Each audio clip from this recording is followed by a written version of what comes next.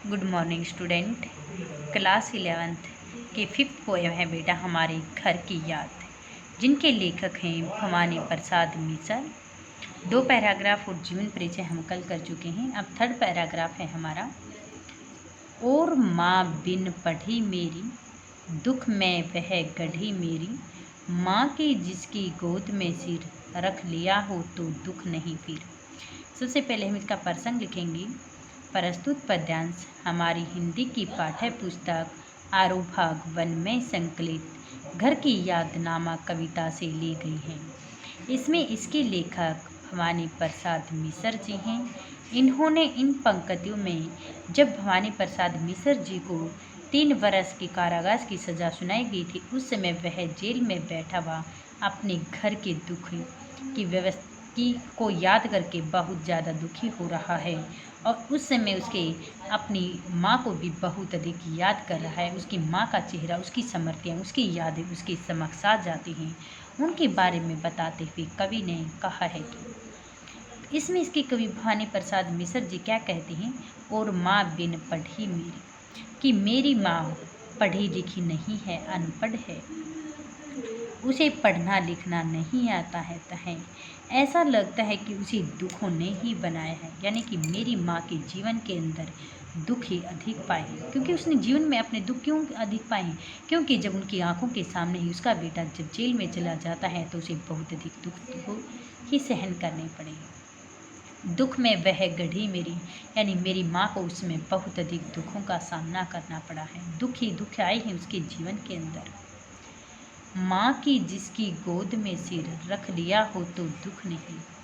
फिर कवि अपनी माँ को याद करते हुए कहता है, यदि मुझे किसी प्रकार का जब दुख दर्द पीड़ा आदि होती थी, तो उस समय जब मैं अपनी माँ की गोद में सिर रख लेता था तो मेरे जीवन के अंदर हर प्रकार के जो दुख दर्द थे वो सभी समाप्त हो जाते थे। यानी कि उस समय मुझे दुखों का कोई आभास तक ही नहीं होता था।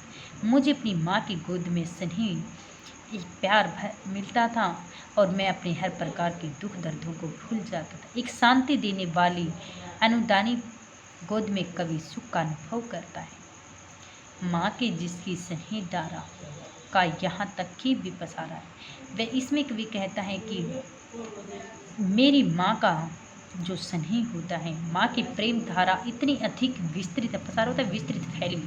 माँ की स्नेह धारा तो इतनी अधिक विस्तृत और फैली भी है कि मुझे यहाँ जेल में रहकर भी अपनी माँ की यादें आती हैं, कि मेरी माँ का प्रेम यहाँ कारावास तक भी फैला हुआ है। उसे लिखना नहीं आता है, अर्थात माँ से दूर हूँ, लेकिन फिर भी माँ मेरे घर बैठे भी अपने दिल से मुझे आशीर्वाद दे रही है। उसे लिखना नहीं आता है, मेरी माँ अनपढ़ है, उसे पढ़ना लिखना उसे नहीं आता है, जो कि उसका पत्थर आता।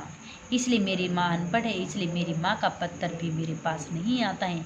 यदि मेरी माँ पढ़ी लिखी होती तो आज मैं जेल में बंद रहकर भी मेरी माँ मुझे मुझे लिख करके पत्र भेजती और मेरे जीवन के दुख दर्दों के बारे में मुझसे पूछती कि तुम्हें किसी प्रकार का क्या दुख है। लेकिन मेरी माँ अनपढ़ है, उसे पढ़ना लिखना नहीं आता है, लेकिन फिर भी मेरी माँ घर बैठी हुई मुझे हर प्रकार का स्नेह आशीर्वाद देती रहती है, मुझे अपना प्यार लुटाती रहती है। तो कवि कहता है कि जो स्नेह प्रेम माँ की गोद में मिलता है, वह स्नेह हमें कहीं पर भी नहीं मिलता है। इसके बाद में इसका विशेष लिखना है कि इन पंक्तियों में इसकी विशेष काव्य सुंदर बताया गया था। एक होते हैं कि इनमें माँ के प्रति अपनी स्नेह धारा को व्यक्त करते हुए कवि ने कहा है। सेकंड लिखना अपनी भाषा सहज व सरल है। थर्ड लिखना है प्रसाद गुण है। फोर्थ करुणा रस का प्रयोग किया गया है। चित्रात्मक शैली भी है, इसमें अनुप्रास रूपक आदि अलंकार भी है। संस्कृत के तत्सम तत्पूर्व शब्दों का प्रयोग भी किया गया है। अब इसके क्वेश्चन आंसर हैं। फर्स्ट है, जैसे कवि को किसके प्रति सुंदर स्वाभाविक अभिव्यक्ति हुई है। कवि को अपनी माँ के प्रति बहुत सुंदर स्वाभाविकता अभिव्यक्ति हुई है, क्योंकि माँ की गोद में जो स्नेह मिला है वो स्नेह वो स्वाभाविकता उसे कहीं पर भी नहीं मिली है। कवि की स्मृतियों में क्या उभर कर आता है? उसकी माँ का चेहरा। जब वह जेल में बैठकर अपनी माँ को याद कर अपने घर को याद कर रहा है तो उस समय उसकी माँ का चेहरा उसकी आंखों के समक्ष आ जाता है।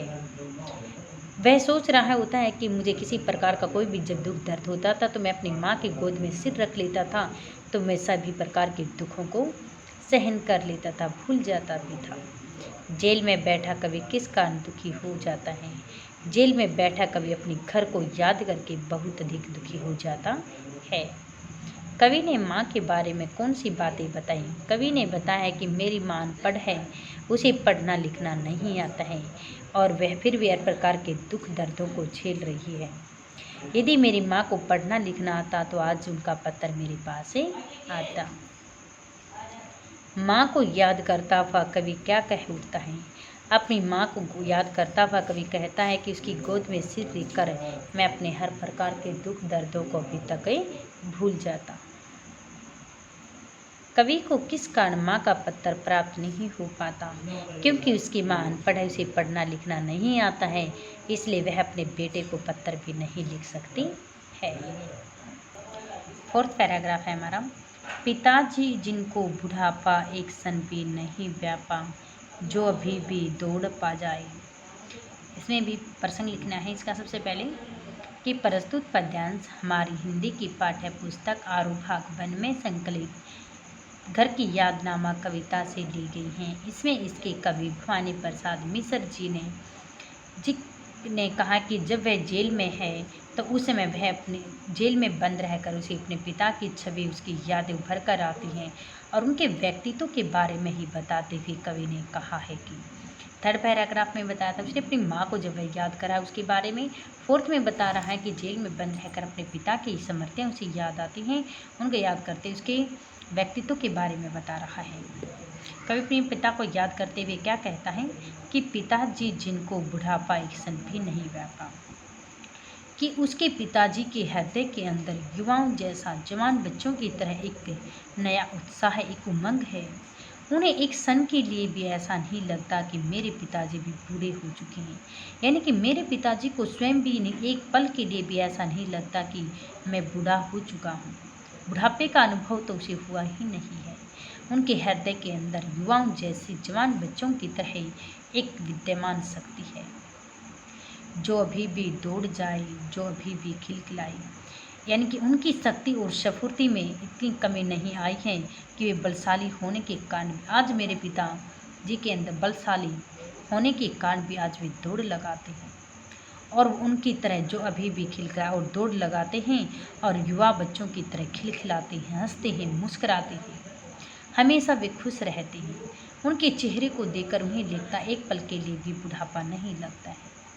मौत के आगे हिचके कि वे मौत को सामने पाकर भी कभी भी नहीं डरती हैं, भयभीत नहीं होती हैं।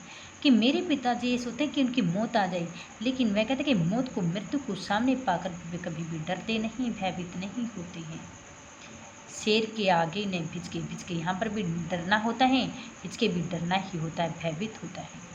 और शेर को अपने सामने पाकर भी मेरे पिताजी कभी भी नहीं डरते हैं। बोल में बादल गरजता, काम में झंझा लड़ता। बादल गरजता कि जिस प्रकार से बादलों की भयंकर गर्जना सुनती है, जब वर्षा होती है उसमें बादल गड़गड़ाते हैं, एक भयंकर आवाज़ करते हैं, उसी प्रकार से मेरे पिताजी जब बोलते हैं तो उनके बोल में, उनकी आवाज़ में बादलों की गरज के समान बल और गंभीरता है। उसी प्रकार से मेरे पिताजी की आवाज़ में भी बादलों की गरज के समान बल और गंभीरता है। काम में संझा लरजता, यानी कि संझा लरजता, कांपना। और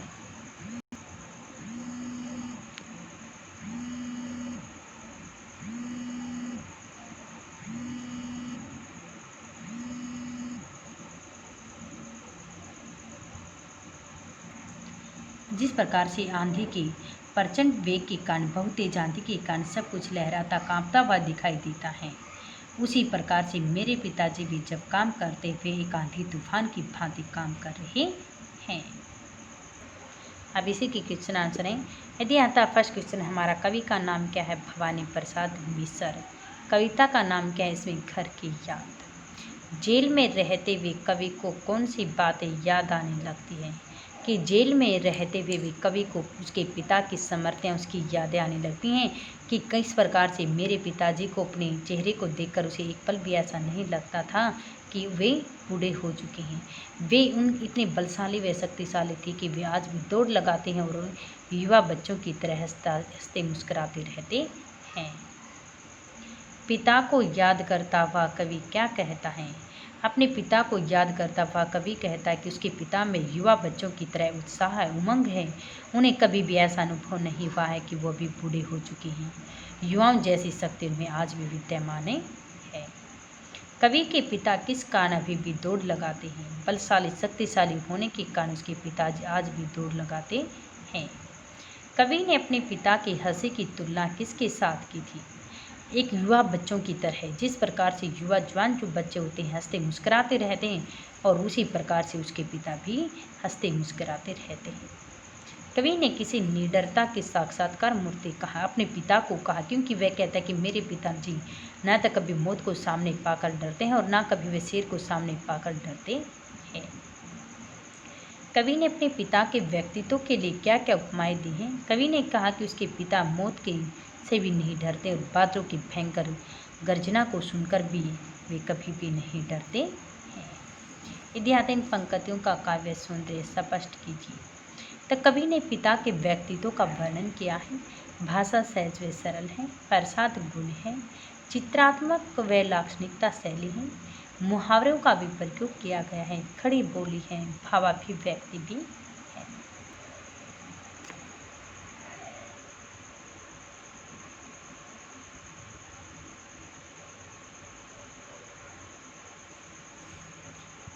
तो 11th क्लास के लिए हमारे 3rd और 4th पैराग्राफ की व्याख्याओं के पर्सन और ये अभ्यास के question answer right plus learn.